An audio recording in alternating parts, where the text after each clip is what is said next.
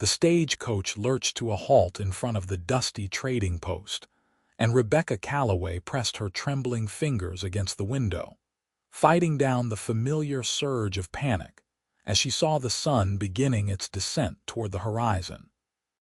She had perhaps 3 hours before true darkness fell, 3 hours before the terror would claw its way up from her belly and settle like iron bands around her chest, making every breath a struggle. The advertisement had promised a respectable rancher in need of a wife, but it had said nothing about whether he would understand that she would not, spend even one moment in complete darkness. The driver opened the door and offered his hand, but Rebecca barely noticed, her eyes scanning the small cluster of buildings that made up Scottsbluff, Nebraska in this year of 1882. The town sat on the edge of the plains, where rolling grasslands met rocky bluffs, and the spring air carried the scent of sage and prairie flowers. A handful of men stood near the trading post, their hats pulled low against the afternoon sun, and she wondered which one had placed the advertisement that had brought her here from Pennsylvania. Miss Calloway. A voice, deep and steady, drew her attention to a tall man stepping forward from the group. He removed his hat, revealing dark hair touched with premature silver at the temples and eyes the color of weathered cedar. His face was lean and tanned, with lines around his eyes that spoke of long days under the sun, and his hands, she noticed, were calloused and strong. "I'm Xander Lawrence. I expect you got my letters." Rebecca nodded, finding her voice caught somewhere between her pounding heart and her dry throat. She had received 3 letters over the past 2 months, each one carefully written in a neat, slanted hand that suggested education uncommon for a frontier rancher. He had told her about his cattle operation, about the house he had built himself, about his need for a wife who could help him build something lasting in this wild country. But she had told him nothing of her past, nothing of the 4 years she had spent trapped underground, nothing of the darkness that still haunted her. "I am Rebecca Calloway, yes." She finally managed the words, accepting his hand as she stepped down from the stage. His grip was firm but gentle, and she saw something flicker in his eyes as he looked at her, something she could not quite name. "You had a long journey. The ranch is about an hour's ride from here. I thought we might get you settled, and then tomorrow we can go into town proper and see the minister." Xander's voice held a question, though he phrased it as a statement, and Rebecca understood that he was giving her time, not rushing her into vows before she had even caught her breath. "That would be acceptable, thank you." Rebecca kept her voice steady, though her eyes drifted once more to the sun. 2.5 hours now, perhaps less. The driver was already unloading her trunk, the only possession she had brought from her former life, and Xander moved to help him, lifting the heavy box as though it weighed nothing. A wagon waited nearby, hitched to 2 sturdy horses, and Xander loaded her trunk into the back with practiced efficiency. He helped her onto the seat, then swung up beside her, taking the reins with the easy confidence of a man who had spent his life working with horses. As they pulled away from the trading post, Rebecca gripped the edge of the wooden seat and tried to focus on the landscape rolling past them rather than the creeping advance of evening. "I should tell you something." The words burst from her lips before she could stop them, and Xander glanced at her, his expression curious but patient. "I cannot abide the darkness. I need light always. Lamplight, firelight, it does not matter, but I cannot be in the dark." She waited for the questions, for the demands to explain herself, for the skepticism or worse, the pity. But Xander simply nodded, his hands steady on the reins as the horses pulled them across the prairie. "The darkness bothers you, then we will keep light burning." His answer came so simply, so matter-of-factly, that Rebecca felt something loosen in her chest, some not she had been carrying since she left Pennsylvania. "I have plenty of firewood stocked and oil for the lamps. It is no hardship to keep them lit. You do not want to know why." Rebecca heard the tremor in her own voice and hated it, hated the weakness that still clung to her after all this time. "I figure you will tell me when you are ready, or you will not. Either way, it does not change what needs doing." Xander kept his eyes on the trail ahead, giving her the privacy to compose herself, and Rebecca felt a rush of gratitude so intense it nearly brought tears to her eyes. They rode in silence for a time, and Rebecca studied the man beside her from the corner of her eye. He was perhaps 30, maybe a year or two older, with the weathered look of someone who had lived his entire life outdoors. His clothes were clean but worn, a simple shirt and vest, trousers that had been mended more than once, and boots that had seen hard use. But there was a quiet dignity about him, a self-possession that spoke of a man comfortable in his own skin. "How long have you had your ranch?" she asked, wanting to fill the silence with something other than her own anxious thoughts. "5 years now. I came out here from Missouri after my parents passed. They left me a small inheritance, enough to buy the land and start a herd. It has been slow building, but the cattle are healthy and the grassland is good." Xander's voice carried a note of pride, and Rebecca understood that this ranch was more than just property to him. It was his life's work, his future, everything he had poured himself into. "And you live alone out here?" The question seemed obvious, but she wanted to understand what she was walking into, what kind of life awaited her. "I have 2 hands who help with the cattle, brothers named Tom and Charlie Preston. They have a cabin about a half-mile from the main house. Good men, hard workers, and they keep to themselves mostly. You will meet them tomorrow, I expect." Xander guided the horses around a cluster of rocks, and Rebecca saw the land beginning to change, the flat prairie giving way to gentle slopes and scattered cottonwood trees that marked a creek bed.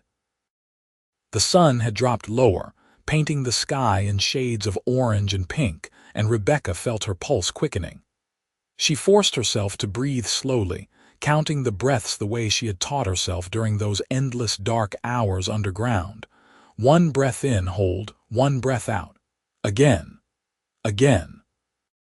But even as she fought for calm, she felt the familiar tightness beginning in her chest. How much further?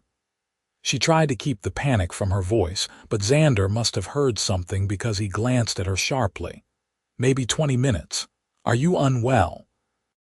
There was genuine concern in his voice, and Rebecca shook her head, not trusting herself to speak. The landscape was beautiful, the spring grass green and lush, wildflowers dotting the hillsides in splashes of yellow and purple. But all she could see was the advancing shadow, the promise of darkness creeping across the land. Xander made a sound low in his throat and snapped the reins, urging the horses to a faster pace. The wagon bounced over the uneven ground, and Rebecca gripped the seat tighter, her knuckles white. She could see buildings ahead now, a house and barn emerging from the twilight, and Xander drove straight to the house, pulling the horses to a halt and jumping down in one fluid motion. "Come inside, quickly." He reached up for her, and Rebecca practically fell into his arms, her legs shaking as they hit the ground. Xander steadied her, one hand on her elbow, and guided her up the steps to the front door. He pushed it open and led her inside, and Rebecca stood frozen in the doorway as her eyes adjusted to the interior. The house was simple but well built, with a main room that served as kitchen and living area combined, a fireplace against one wall, and 2 doors that presumably led to bedrooms. Xander moved with swift efficiency, going to the fireplace where kindling and logs already sat ready. Within moments, he had a flame going, and the warm light began to push back the shadows gathering in the corners. Rebecca sank into a chair near the table, watching as Xander built up the fire until it blazed cheerfully in the hearth. The tightness in her chest began to ease, and she managed to draw a full breath for the first time since the sun had started its descent. Xander lit 2 oil lamps, placing one on the table and one on the mantel, and the combined light from fire and lamps filled the room with a golden glow. "Better?" Xander asked quietly, and Rebecca nodded, unable to speak past the lump in her throat. He poured water from a pitcher into a cup and brought it to her, and she drank gratefully, the cool liquid soothing her raw throat. "I am sorry." The words came out as barely a whisper, and Rebecca stared down at her hands, twisted together in her lap. "I know this must seem strange, unreasonable even. It seems like you have been hurt and you are trying to survive." Xander's words were blunt but kind, and when Rebecca looked up, she found him watching her with those steady cedar-colored eyes. "I meant what I said. We will keep lights burning." "It is a small thing." "It is not a small thing. It is lamp oil and firewood, resources that cost money and labor." Rebecca forced herself to be practical, to face the reality of what she was asking. "And you do not even know me, not really. I could be anyone, anything. I could be mad." "You are not mad." Xander said it with such certainty that Rebecca almost believed him. "You are afraid, which is different. And as for not knowing you, well, that is why I suggested we wait until tomorrow for the minister. Gives us both a chance to see if this arrangement might work." He moved to the stove, and Rebecca watched as he began pulling out supplies, moving around the kitchen with the practiced ease of a man long accustomed to caring for himself. Flour, salt, a covered crock that proved to contain sourdough starter, and soon the smell of biscuits baking filled the room. He had salt pork as well, which he sliced and fried, and when he placed a plate in front of her, Rebecca realized she had not eaten since early morning. They ate in companionable silence, and Rebecca felt some of her tension draining away in the warmth and light of the room. Outside, full darkness had fallen, but inside, the fire crackled merrily, and the lamplight held the shadows at bay.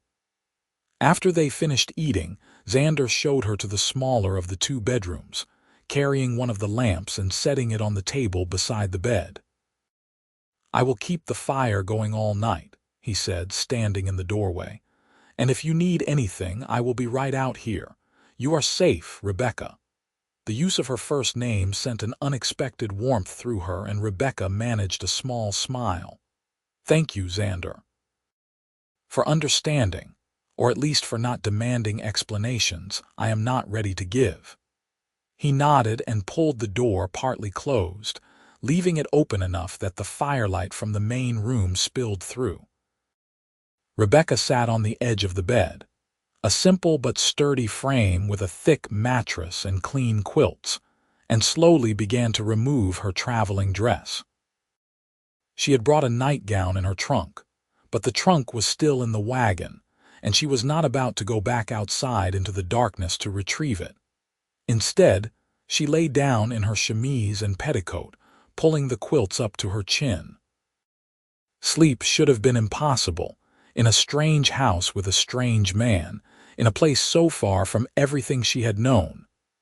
But the steady crackle of the fire, the gentle glow of lamplight, and the bone-deep exhaustion from weeks of travel combined to pull her under. Her last conscious thought was that Xander Lawrence had kind eyes, and that perhaps, just perhaps, she had not made a terrible mistake in coming here. Rebecca woke to the smell of coffee and the sound of someone moving quietly in the kitchen.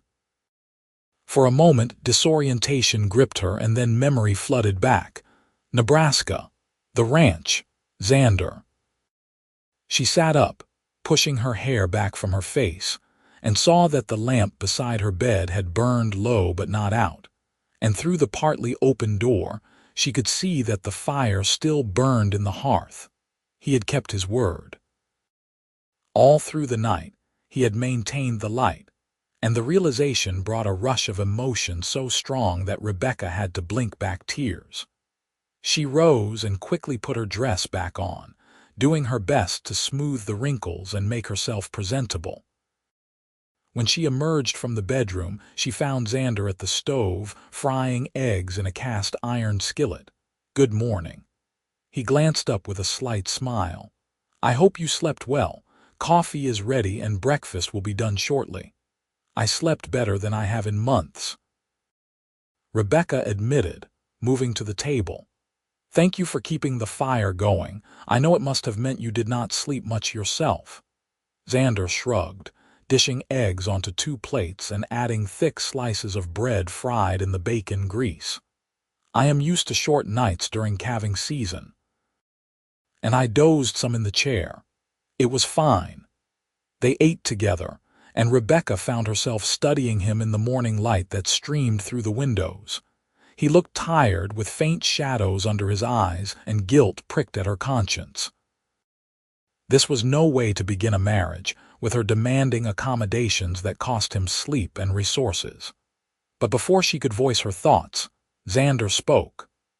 "I was thinking, if you are still willing, we could ride into town this morning and see Reverend Matthews.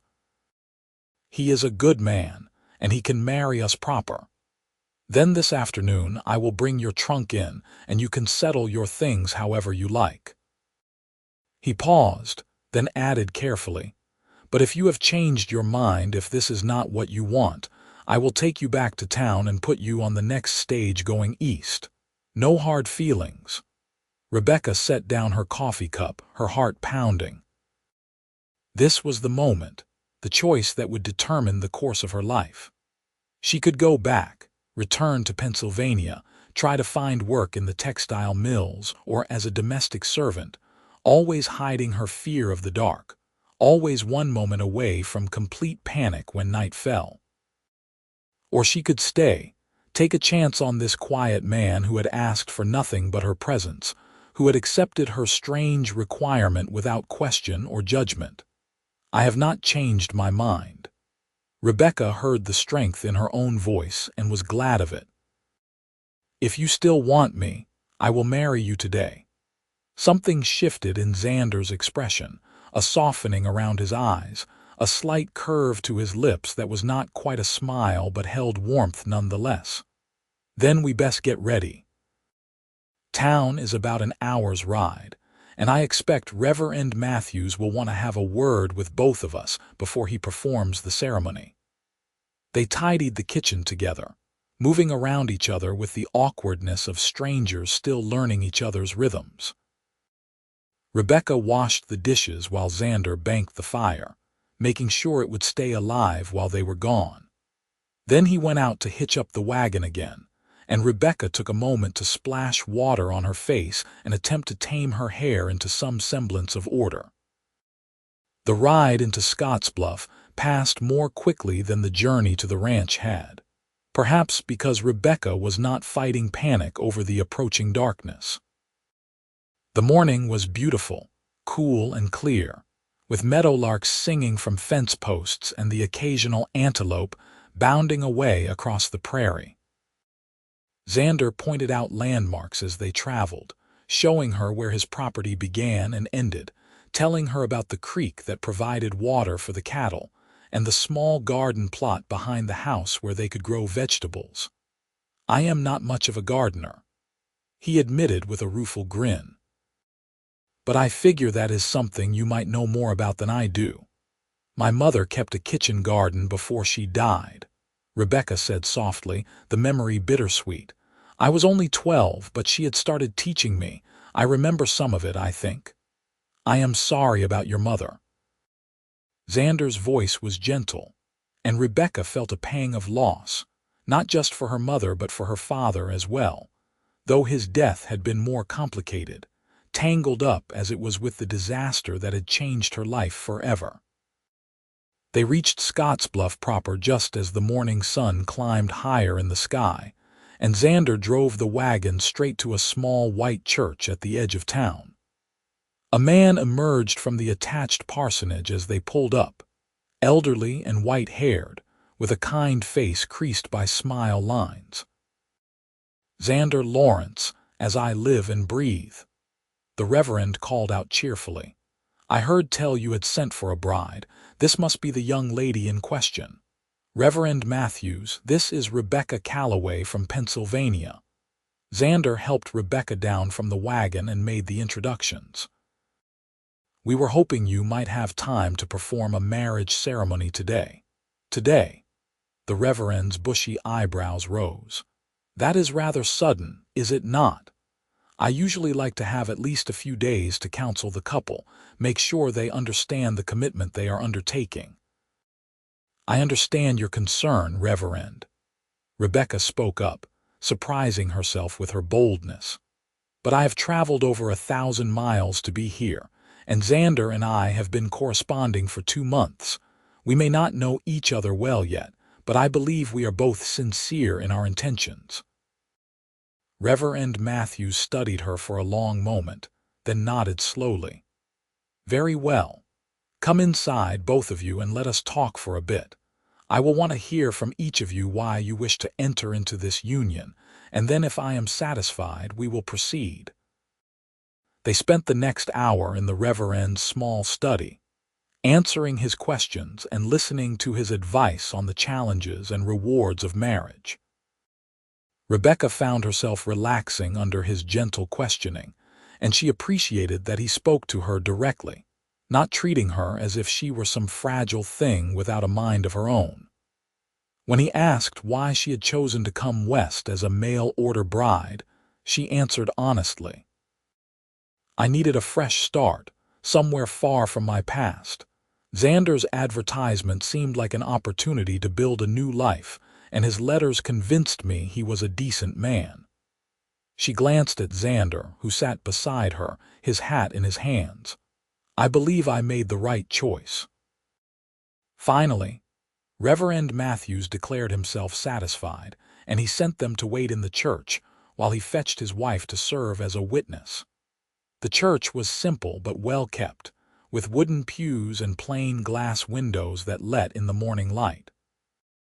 Rebecca stood at the front, her hands trembling slightly, and Xander stood beside her, solid and calm. "Are you nervous?" he asked quietly, and Rebecca let out a shaky laugh. "Terrified," she admitted. "But not of you, I think, just of the unknown of what comes next. That makes 2 of us." Xander's honesty surprised her, and when she looked at him, she saw vulnerability in his eyes that matched her own. "I have been alone a long time, Rebecca.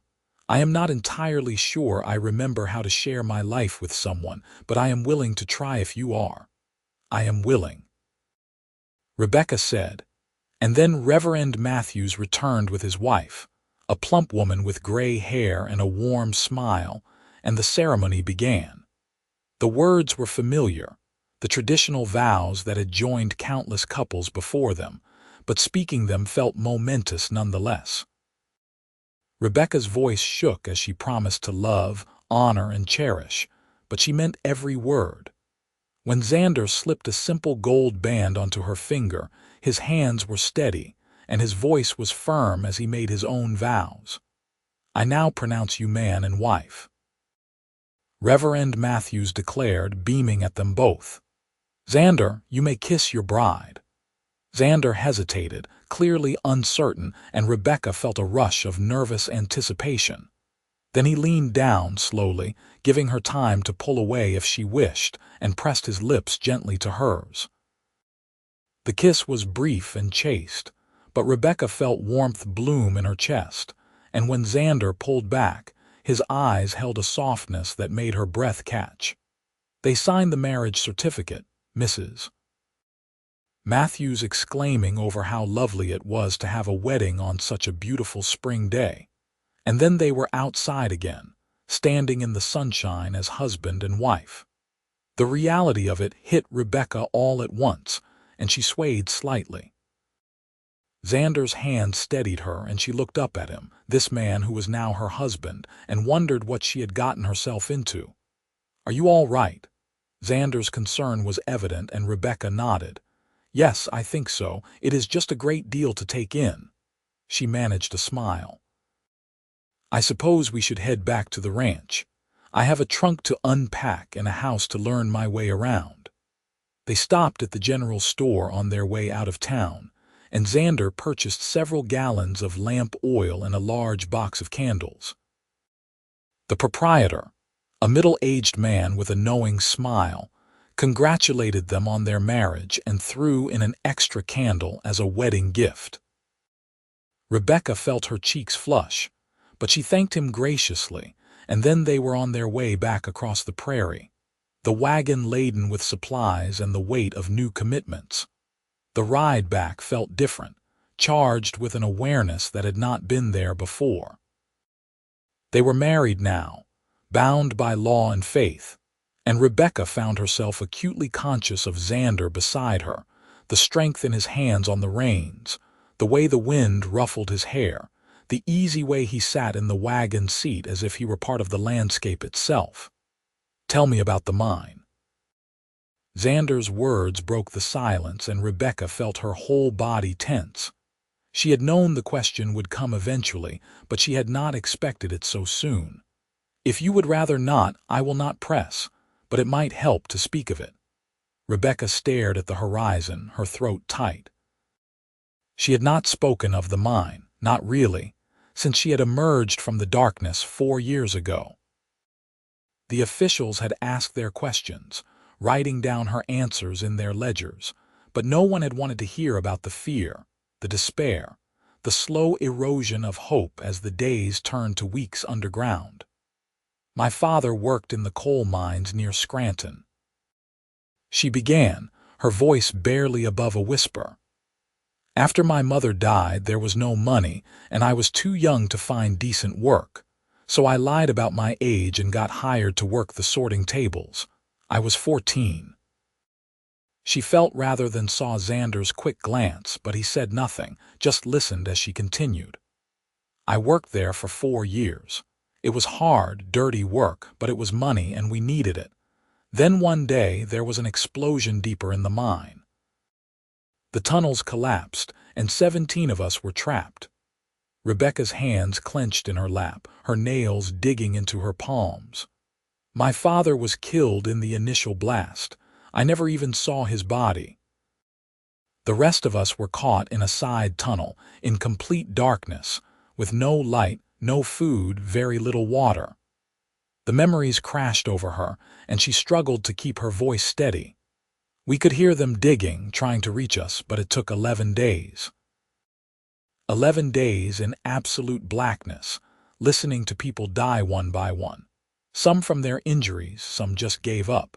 By the time they broke through, only 3 of us were left alive." Xander pulled the wagon to a stop, and Rebecca realized tears were streaming down her face. He set the reins aside and turned to her, and without a word, he pulled her into his arms. Rebecca stiffened for a moment, then collapsed against his chest, sobbing out the grief and terror she had held locked inside for so long. Xander held her, one hand stroking her back, murmuring soft words she could not quite make out, but that soothed nonetheless. "I am sorry." Rebecca gasped out finally, pulling back and wiping at her face with shaking hands. "I did not mean to fall apart like that. You survived something terrible."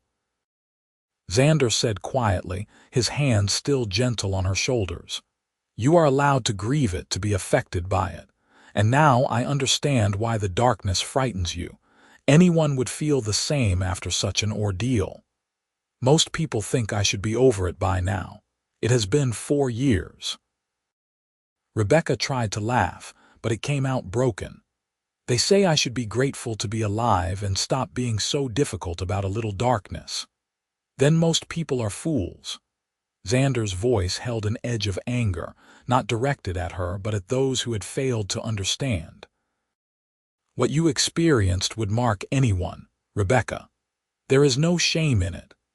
They sat there for a long moment, and Rebecca felt something shift inside her, some small piece of the wall she had built around her heart crumbling away. This man, this near stranger she had just married, had given her something precious. Not pity, Not empty platitudes, but simple acceptance and understanding. Xander picked up the reins again, and they continued toward the ranch. By the time they arrived, the sun was past its zenith, and Rebecca felt wrung out, exhausted by the emotion of the day. But there was also a strange lightness in her chest, as if speaking of the mine had released some of the poison that had been festering inside her. Xander carried her trunk into the house and set it in the bedroom that was now hers, though he made no move to claim any rights as a husband. "Take your time settling in," he said.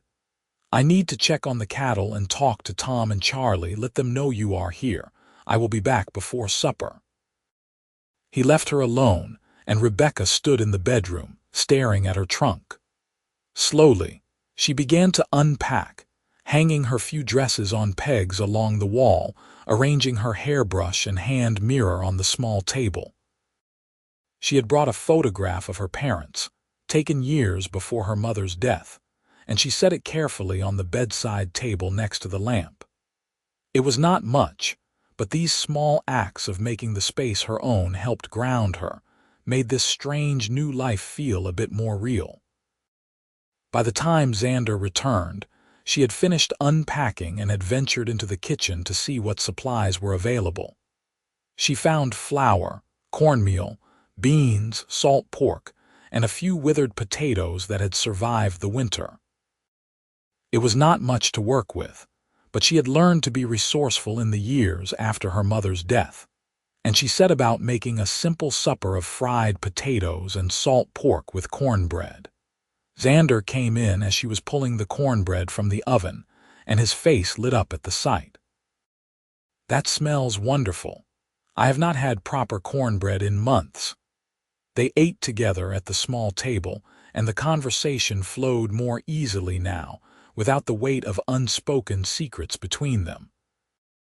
Xander told her about his cattle, the 200 head he currently ran, and his plans to expand the herd over the next few years. He spoke of the challenges of ranching in Nebraska, the harsh winters and occasional droughts, but also of the satisfaction of building something with his own hands. Rebecca talked about Pennsylvania, about the Green Mountains and the industrial towns, about the immigrant families who had come seeking work in the mines and mills. She spoke carefully around the mine itself, and Xander did not press, seeming to understand that she had given him all she could for one day.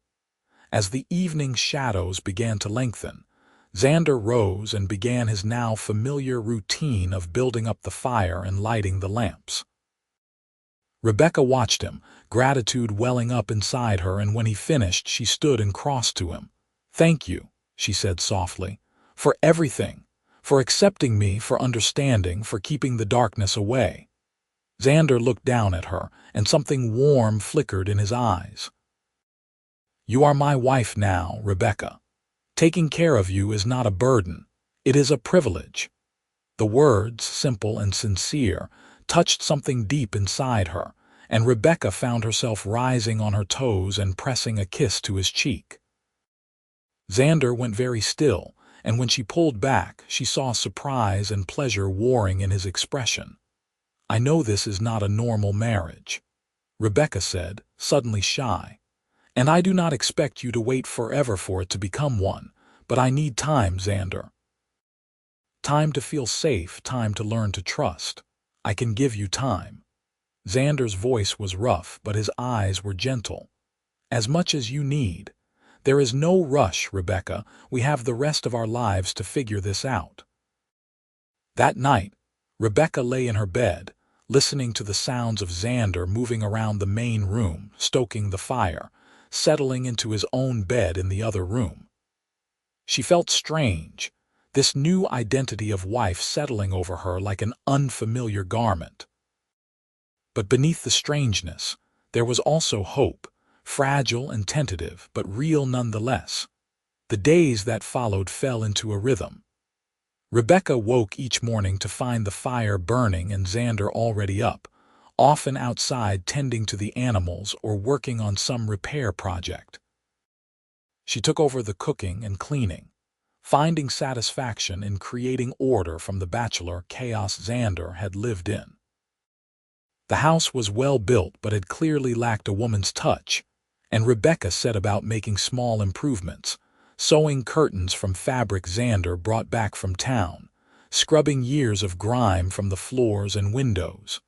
She met Tom and Charlie Preston, the hired hands who worked the ranch. They were both younger than Xander, brothers in their early 20s, who had come west seeking adventure and found hard work instead. They were respectful but shy around Rebecca, clearly unused to having a woman on the ranch, and they took their meals in their own cabin, giving Xander and Rebecca privacy. Rebecca began working on the garden plot, turning over the soil and planning what to plant. Xander brought her seeds from town, and she carefully sowed rows of beans, squash, carrots, and potatoes. The physical labor was satisfying, and she found herself relishing the feel of the sun on her face and the rich earth between her fingers.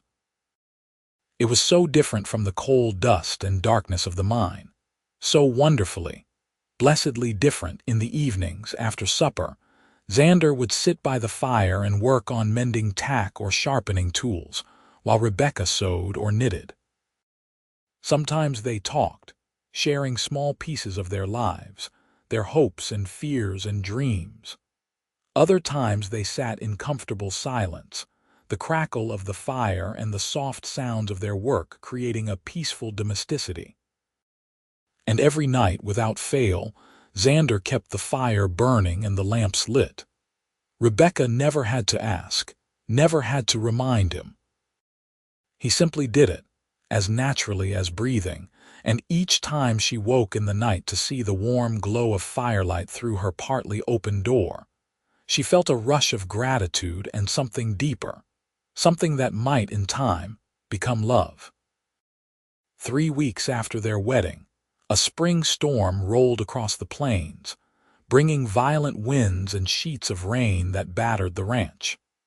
Xander and the Preston brothers worked to secure the animals and buildings, and Rebecca watched anxiously from the window as lightning split the darkening sky. By late afternoon, the storm was in full fury, and Xander came inside drenched and shivering. The cattle are secured in the south pasture, away from the creek in case it floods, he reported, stripping off his soaked shirt and reaching for the towel Rebecca handed him. Tom and Charlie are in their cabin. We should be fine as long as the roof holds. The storm intensified as evening fell, and Rebecca felt her anxiety rising as the dark clouds blotted out what little daylight remained. Xander built the fire up high and lit every lamp in the house, seeming to sense her growing panic. When thunder cracked directly overhead, shaking the walls, Rebecca jumped, her heart racing. "Come here," Xander said gently, and when Rebecca looked at him, he was holding out his hand. She crossed to him, and he pulled her down to sit beside him on the floor in front of the fire, his back against the stone hearth. "Watch the fire with me. Focus on the light, not the darkness outside." Rebecca leaned against him, feeling the solid warmth of his body, and fixed her eyes on the dancing flames. Xander's arm came around her shoulders, holding her close, and gradually, her breathing slowed. The storm raged outside, but inside, wrapped in Xander's steady presence and surrounded by light, Rebecca felt safe. "I used to be afraid of storms," Xander said quietly, his voice a low rumble against her ear. "When I was a boy, a tornado tore through our farm in Missouri. We hid in the root cellar, and I could hear the wind ripping our house apart above us. For years after, every storm sent me into a panic." Rebecca turned to look at him, surprised by this revelation. "How did you overcome it?" "Time, mostly, and forcing myself to face it rather than hide from it."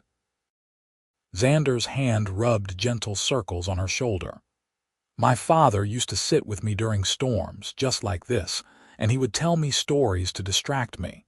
Eventually, the fear faded, though I still get a little uneasy when the wind picks up." Thank you for telling me that," Rebecca whispered, understanding that this sharing of his own fear was a gift, a way of saying she was not alone in her struggles. They sat together as the storm hammered the ranch, and somewhere during the long night, Rebecca fell asleep with her head on Xander's shoulder. She woke near dawn to find herself carried to her bed, tucked under the quilts with her dress loosened but not removed.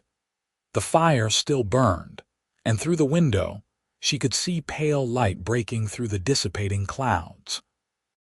She rose and went into the main room to find Xander asleep in his chair by the fire, his head tilted back, exhaustion written in every line of his face. He had stayed up all night, keeping the fire going, keeping his promise. Rebecca felt her heart swell with an emotion she was not quite ready to name, and she quietly set about making coffee and breakfast, wanting to do something, anything, to show her appreciation. The sound of her moving about woke Xander, and he sat up with a start, his eyes immediately going to her. "Rebecca, you should have rested longer. I am fine, but you need to eat and then get some proper sleep." Rebecca poured him coffee and set a plate of eggs and bread in front of him. "The storm has passed and you have been up all night." Xander ate, and Rebecca could see him struggling to stay awake. When he finished, she practically pushed him toward his bedroom, insisting he rest. He went without argument, too tired to protest, and Rebecca spent the morning cleaning up the debris the storm had scattered around the property, working alongside Tom and Charlie to secure damaged fencing and check on the cattle. By afternoon, Xander emerged, looking refreshed, and together they surveyed the damage. It could have been worse. A section of fence needed repair, and part of the barn roof had lost some shingles, but the house had weathered the storm well, and the animals were all accounted for. They spent the next few days making repairs, and Rebecca found herself working alongside the men, holding boards steady while Xander hammered, passing tools, doing whatever was needed. One evening, as they sat down to supper, Xander looked at her with an expression she could not quite read. "You have been a great help this week, Rebecca. I know ranch work was not what you expected when you came here. I like being useful," Rebecca said honestly. "And I like seeing what we can accomplish together. It feels good to build something to make things better rather than just surviving." "We make a good team," Xander said, and the warmth in his voice made Rebecca's pulse quicken. "I am glad you are here, Rebecca, truly glad." That night, as Rebecca prepared for bed, she found herself thinking about Xander in a new way. He was handsome. She had noticed that from the beginning, but it was more than that. He was kind and patient, hard-working and reliable. He had never pushed her, never demanded more than she was ready to give, and yet she could see in his eyes that he cared for her, that his feelings were growing deeper. And if she was honest with herself, hers were too. The affection and gratitude she felt had begun to shade into something warmer, something that made her heart beat faster when he smiled at her, that made her lean into his touch when he helped her down from the wagon, or steadied her hand when she struggled with a difficult task. She was falling in love with her husband, she realized with a start. Slowly, carefully, like a plant unfurling toward the sun, she was opening her heart to Xander Lawrence. The thought terrified and thrilled her in equal measure, and she lay awake long into the night, listening to the sound of his breathing from the next room and wondering where this path would lead. Summer arrived with a vengeance, bringing heat that shimmered across the plains and turned the creek to a sluggish trickle. The garden Rebecca had planted flourished, and she spent her mornings tending it, harvesting beans and squash and the first small tomatoes. Xander and the Preston brothers worked long days with the cattle, moving them to better grazing and preparing for the drive to market in the fall. Rebecca began to venture further from the house, her confidence growing. She would take long walks in the afternoon, always timing her return well before sunset, exploring the rolling grasslands and rocky outcrops that marked the edge of Xander's property. One day, she discovered a small grove of cottonwood trees beside a bend in the creek, and it became her favorite spot, a place of peace and beauty where she could sit and think.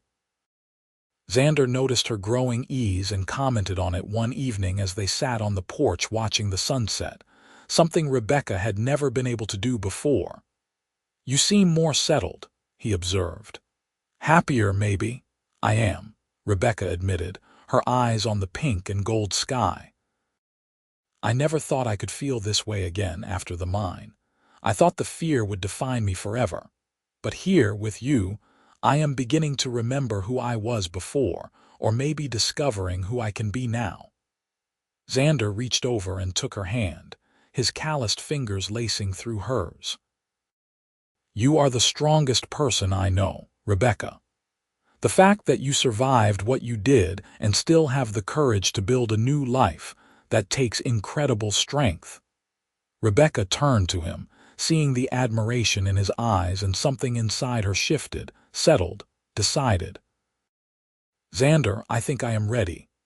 He looked puzzled for a moment, then understanding dawned and his expression became very serious. "Rebecca, are you certain? There is no rush. I meant what I said about giving you time. I know you did, but I have had time and I do not want to wait any more." Rebecca squeezed his hand, her heart pounding but her voice steady. "I want to be your wife in truth, Xander, if you still want me. If I still want you." Xander's voice was rough with emotion. "Rebecca, I have wanted you since the moment you stepped off that stagecoach. But I have been waiting, trying to be patient, not wanting to push you into anything before you were ready." He stood, pulling her up with him, and cupped her face in his hands. "Are you absolutely certain? Because once we cross this line, there is no going back." "I am certain," Rebecca said, and she was. The fear was still there, probably always would be, but it no longer controlled her. She had found something stronger than fear. She had found hope and trust and the beginning of love.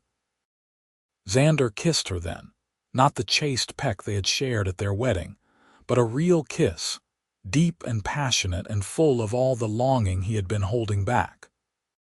Rebecca melted into him, her hands clutching his shoulders, her body coming alive under his touch in ways she had never experienced. When he swept her up into his arms and carried her inside, she went willingly, eagerly, ready to take this final step into her new life. That night, by the light of the fire and the soft glow of lamplight, Xander made love to her with a tenderness that brought tears to her eyes. He was gentle and patient, mindful of her inexperience, and when she cried out in a mixture of pain and pleasure, he held her close and whispered words of love and reassurance. Afterward, they lay tangled together in his bed, and Rebecca felt a completeness she had never imagined possible. "I love you," Xander murmured against her hair, and Rebecca felt her heart overflow.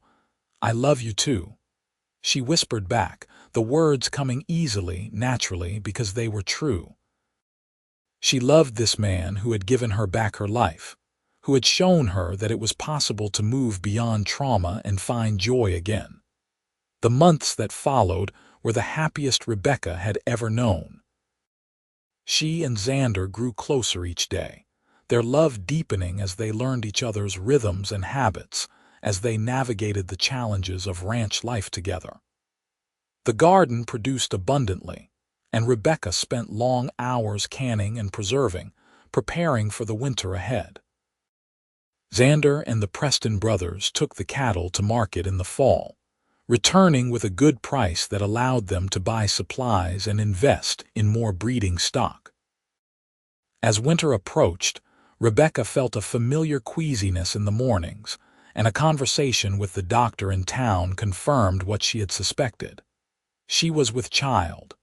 The news filled her with joy and terror in equal measure. She wanted this baby desperately, wanted to give Xander the family he deserved, but the thought of bringing a child into the world, of being responsible for another life, was overwhelming. She told Xander that evening, watching his face carefully for his reaction. For a moment, he simply stared at her, and then a grin split his face, wide and joyous and so full of happiness that Rebecca could not help but laugh. He picked her up and spun her around, whooping with delight, and then set her down carefully, his hands gentle on her still flat belly. "We are going to have a baby," he said, wonder in his voice. "Rebecca, this is the best news, the very best. Are you happy? Please tell me you are happy." "I am happy," Rebecca assured him, and it was true. The fear was there, but it was overshadowed by joy and anticipation. And a little scared, but mostly happy. "I will take care of you," Xander promised. "Both of you, whatever you need, whatever makes you comfortable, you just say the word." The winter was harsh, with deep snows and bitter cold, but Rebecca barely noticed.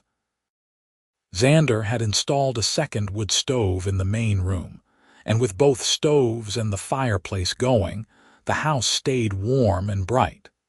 He still kept lights burning through the night, but Rebecca found that her fear of the dark had lessened. Oh, she still preferred light to darkness, probably always would, but the panic attacks had become rare, and she could sometimes sleep through the night without waking to check that the lamps were still lit. As her belly grew round with the baby, Xander became almost comically protective. He would not let her lift anything heavy, insisted she rest frequently, and worried constantly that she was doing too much. Rebecca found it both exasperating and endearing, and she did her best to reassure him that pregnancy was not an illness, and she was perfectly capable of managing her daily tasks. Spring came again, and with it, new life bursting forth across the prairie. Rebecca's garden was planted once more, this time with Xander doing most of the heavy digging while Rebecca supervised and planted the seeds. The cattle had survived the winter well, and several new calves gamboled in the pastures, their antics making Rebecca laugh. The baby was due in late May, and as the month progressed, Rebecca grew increasingly anxious. The doctor had assured her that everything looked normal, that she was healthy and the baby was developing well, but childbirth was dangerous, and Rebecca knew too many women who had died bringing children into the world.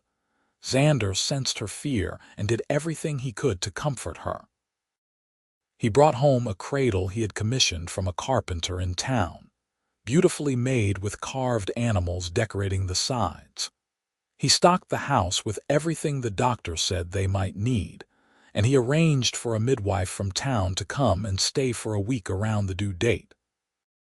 The pain started on a warm afternoon in late May, while Rebecca was hanging laundry in the yard. She felt the first contraction and knew immediately what it meant. By the time Xander came in from the pastures, the pains were coming regularly, and the midwife, Mrs. Harrison, was already there preparing the bedroom and boiling water. "It is time," Rebecca told Xander, trying to keep her voice calm even as another contraction gripped her. "The baby is coming." Xander went pale, but he nodded and took her hands. "You can do this, Rebecca. You are the strongest person I know. You survived the mine, and you will survive this too." The labor was long and difficult, lasting through the night and into the next day. Xander stayed by her side the entire time, holding her hand, wiping her brow with cool cloths, murmuring encouragement when she was certain she could not go on. Mrs. Harrison moved efficiently about the room, checking Rebecca's progress, offering advice and reassurance. Finally, as the sun climbed high in the sky on the second day, Rebecca felt an overwhelming urge to push. Mrs. Harrison examined her and nodded with satisfaction. "It is time. On the next pain you push with all your might."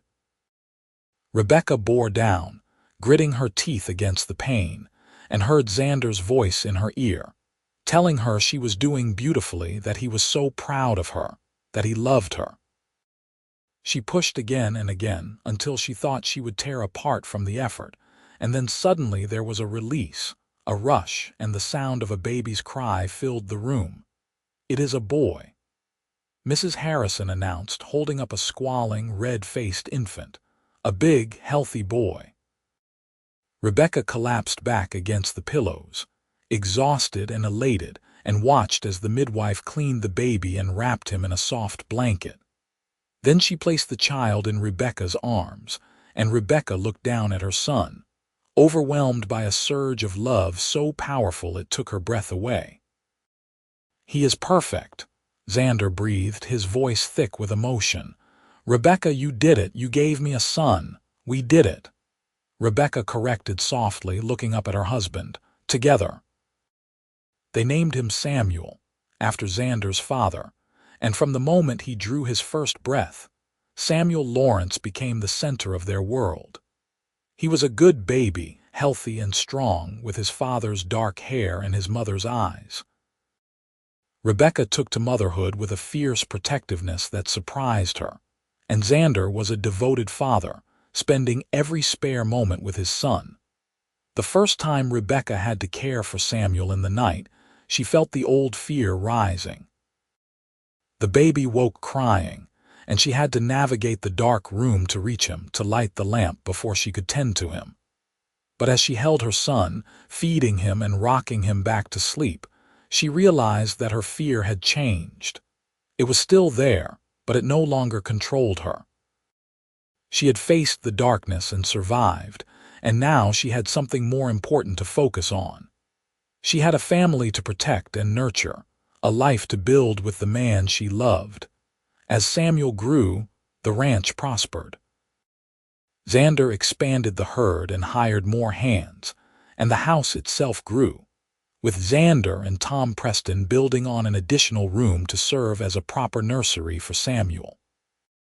Rebecca's garden became the envy of the county, and she began selling her excess produce in town, contributing to the family's income. When Samuel was 2 years old, Rebecca discovered she was pregnant again. This time, the pregnancy was easier, perhaps because she knew what to expect, and the birth, while still difficult, was shorter. They welcomed a daughter, whom they named Margaret after Rebecca's mother, and their family felt complete. The children grew, healthy and happy, and the ranch continued to thrive. Xander and Rebecca worked side by side, partners in every sense of the word, building a legacy that would last for generations.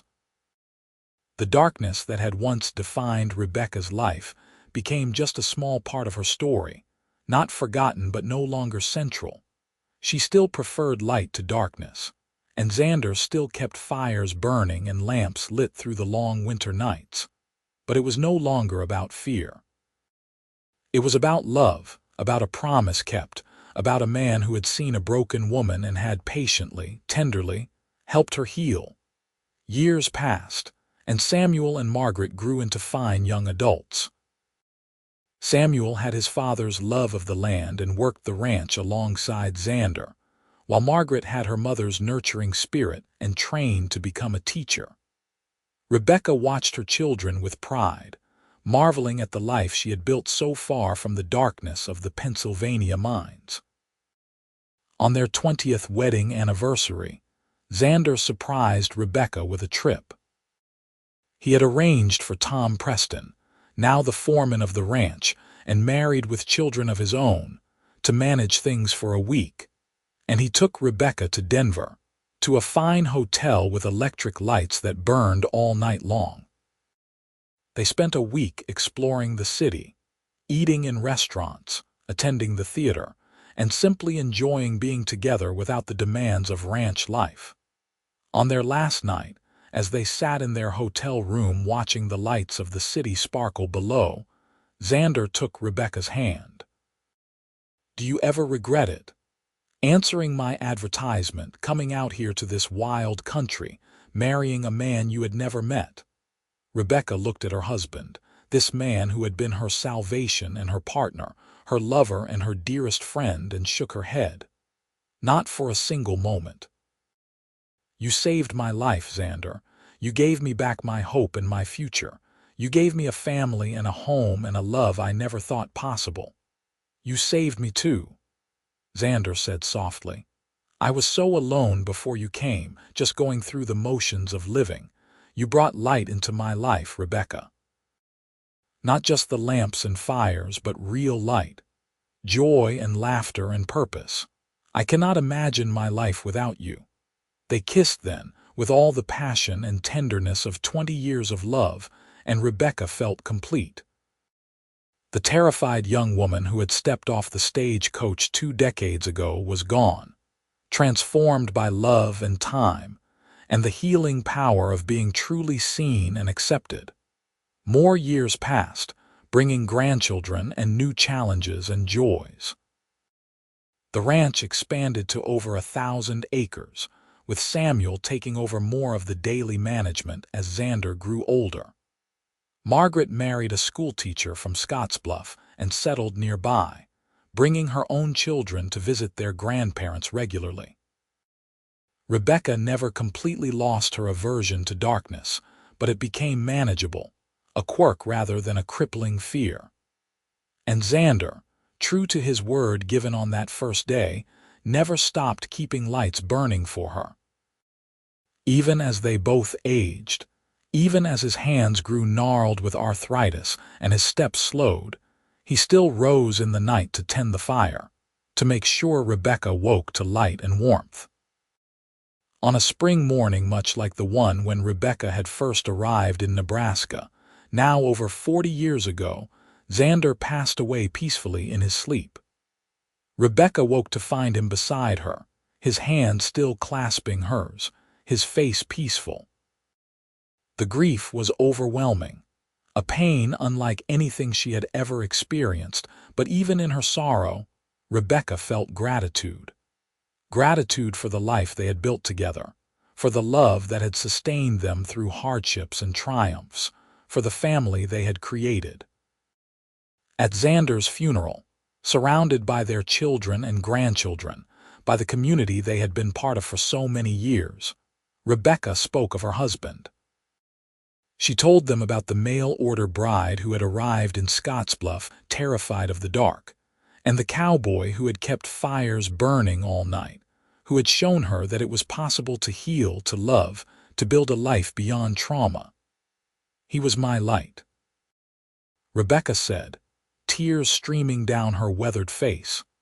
In every way that mattered, Xander was my light, and though he is gone, that light remains. In our children, in this ranch, in the love that will carry through generations. He taught me that even the deepest darkness can be overcome, and for that gift, I will be forever grateful. Samuel, now a man in his 40s with children of his own, stepped forward and put his arm around his mother. We will keep the fires burning, Ma, for you, and in memory of Pa. You will never have to face the darkness alone.